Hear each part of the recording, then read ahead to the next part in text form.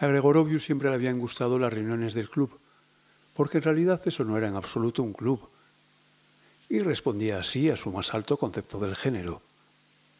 Le gustaba a Ronald por su anarquía, por Babs, por la forma en que se estaban matando minuciosamente sin importárseles nada, entregados a la lectura de Carson McCullers, de Miller, de Raymond Queneau, al jazz como un modesto ejercicio de liberación, al reconocimiento sin ambajes de que los dos habían fracasado en las artes. Le gustaba, por así decirlo, Horacio Oliveira, con el que tenía una especie de relación persecutoria. Es decir, que a Gregorovius lo exasperaba la presencia de Oliveira en el mismo momento en que se lo encontraba, después de haberlo estado buscando sin confesárselo. Y a Horacio le hacían gracia los misterios baratos con los que Gregorovius envolvía sus orígenes y sus modos de vida. Lo divertía que Gregorovius estuviera enamorado de la maga y creyera que él no lo sabía. Y los dos se admitían y se rechazaban en el mismo momento, con una especie de torear ceñido que era al fin y al cabo uno de los tantos ejercicios que justificaban las reuniones del club. Jugaban mucho a hacerse los inteligentes, a organizar series de alusiones que desesperaban a la maga y ponían furiosa a Babs. Les bastaba mencionar de paso cualquier cosa, como ahora que Gregorovius pensaba que verdaderamente entre él y Horacio había una especie de persecución desilusionada, y de inmediato uno de ellos citaba al mastín del cielo, I fled him, etc. Y mientras la maga los miraba con una especie de humilde desesperación, ya el otro estaba en el volé, tan alto que a la caza le di alcance. Y acababan riéndose de ellos mismos, pero ya era tarde, porque a Horacio le daba asco ese exhibicionismo de la memoria asociativa, y Gregorovius se sentía aludido por ese asco que ayudaba a suscitar. Entre los dos se instalaba como un resentimiento de cómplices, y 2 minutos después reincidían. Y eso, entre otras cosas, eran las sesiones del club. Pocas veces se ha tomado aquí un vodka tan malo, dijo Gregorovius, llenando el vaso. Lucía, usted me estaba por contar de su niñez. No es que me cueste imaginármela a orillas del río, con trenzas y un color rosado en las mejillas, como mis compatriotas de Transilvania, antes de que se le fueran poniendo pálidas en este maldito clima luteciano. ¿Luteciano?, preguntó la maga. Gregorovius suspiró. Se puso a explicarle y la maga lo escuchaba humildemente y aprendiendo, cosa que siempre hacía con gran intensidad hasta que la distracción venía a salvarla. Ahora Ronald había puesto un viejo disco de Hawkins y la maga parecía resentida por esas explicaciones que le estropeaban la música, y no eran lo que ella esperaba siempre de una explicación. Una cosquilla en la piel, una necesidad de respirar hondo, como debía respirar Hawkins antes de atacar otra vez la melodía. Y como a veces respiraba ella cuando Horacio se dignaba a explicarle de veras un verso oscuro, agregándole esa otra oscuridad fabulosa, donde ahora, si él le hubiese estado explicando lo de los lutecianos en lugar de Gregorovius, todo se hubiera fundido en una misma felicidad.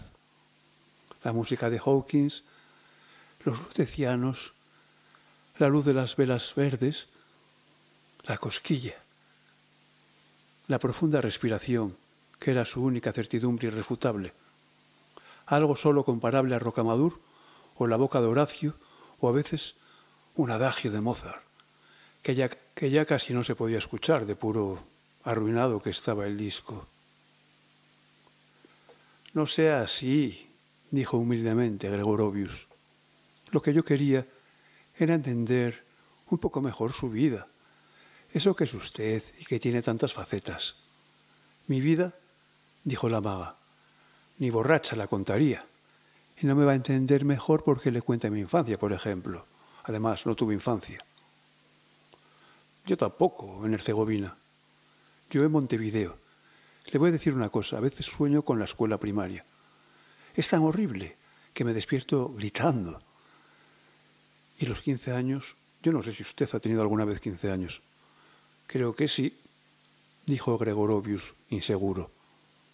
Yo sí, en una casa, con patio y macetas, donde mi papá tomaba mate y leía revistas asquerosas. ¿A usted le vuelve su papá? Quiero decir, el fantasma. No, en realidad más bien mi madre, dijo Gregorovius. La de Glasgow, sobre todo. Mi madre en Glasgow a veces se vuelve, pero no es un fantasma, un recuerdo demasiado mojado, eso es todo. Se va con Alka-Seltzer. Es fácil. Entonces, a usted, qué sé yo, dijo la maga impaciente, es esa música, esas velas verdes. Horacio ahí, en ese rincón, como un indio. ¿Por qué le tengo que contar yo cómo vuelve? Pero hace unos días me había quedado en casa esperando a Horacio, ya había caído la noche, yo estaba sentada cerca de la cama y afuera llovía, un poco como en este disco. Sí, era un poco así, yo miraba la cama esperando a Horacio. No sé cómo, la colcha de la cama estaba puesta de una manera. De golpe, vi a mi papá de espaldas y con la cara tapada, como siempre que se emborrachaba y se iba a dormir. Se veían las piernas, la forma de una mano sobre el pecho. Sentí que se me paraba el pelo. Quería gritar. En fin, eso que una siente. A lo mejor usted ha tenido miedo alguna vez. Quería salir corriendo.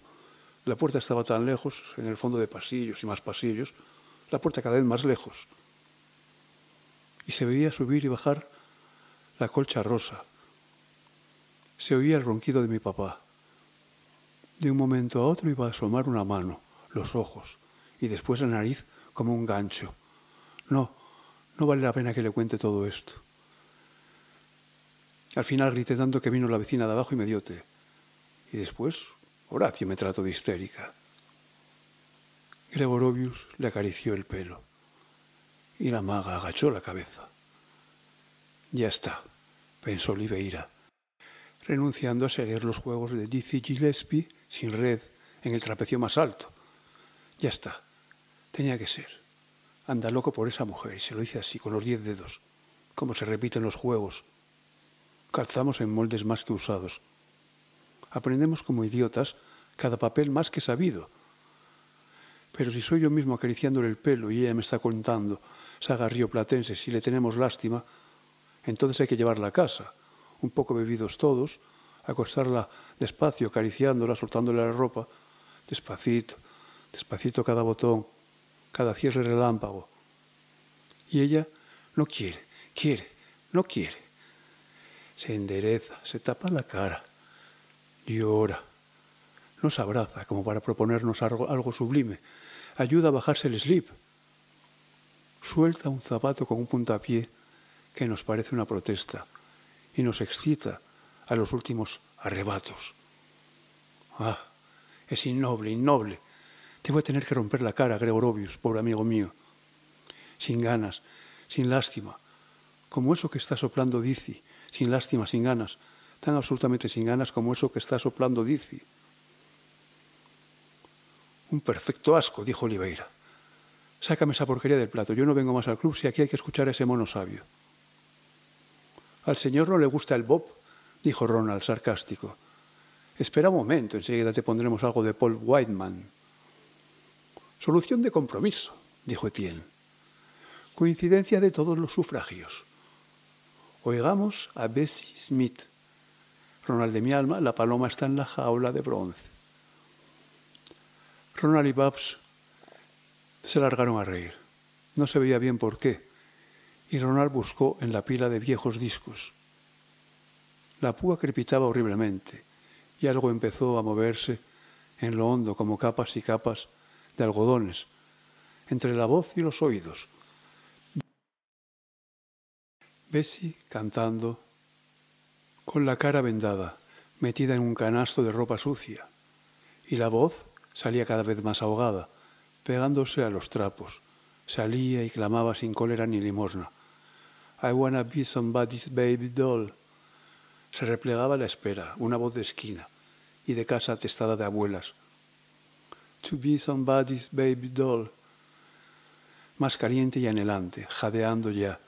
I wanna be somebody's baby doll. Quemándose la boca con un largo trago de vodka, Oliveira pasó el brazo por los hombros de Babs y se apoyó en su cuerpo confortable.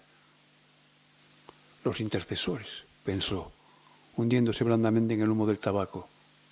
La voz de Bessie se adelgazaba hacia el fin del disco.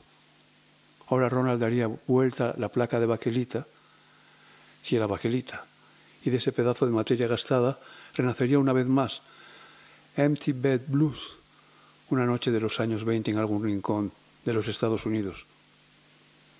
Ronald había cerrado los ojos. Las manos apoyadas en las rodillas marcaban apenas el ritmo. También Wong y Etienne habían cerrado los ojos. La pieza estaba casi a oscuras y se oía chirrar la púa en el viejo disco. A Oliveira le costaba creer que todo eso estuviera sucediendo. ¿Por qué allí? ¿Por qué el club? Esas ceremonias estúpidas. ¿Por qué era así ese blues cuando lo cantaba Bessie?